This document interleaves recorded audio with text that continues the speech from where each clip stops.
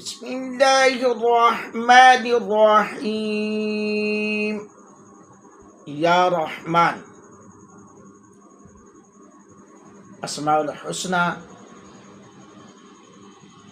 کی فیوز و برکات آپ کے سامنے پیش کروں گا، سماعت فرمائیں۔ یا رحمان،